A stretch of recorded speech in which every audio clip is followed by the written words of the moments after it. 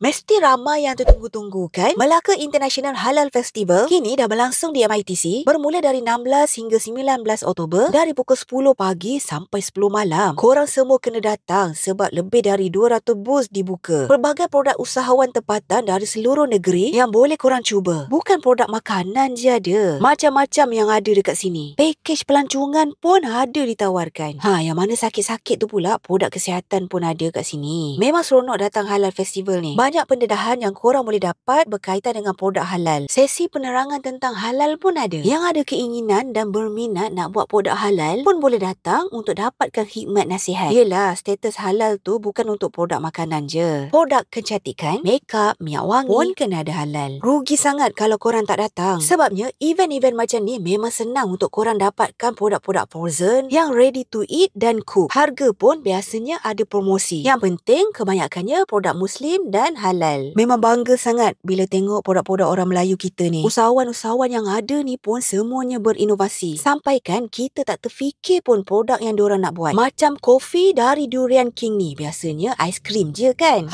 Ni pun satu lagi. Dodol pelbagai rasa. So, jangan lepaskan peluang setahun sekali je event ni. Save dan share video ni dekat kawan-kawan. Datang beramai-ramai ke MITC pada hujung minggu ni. Jangan lupa, okey?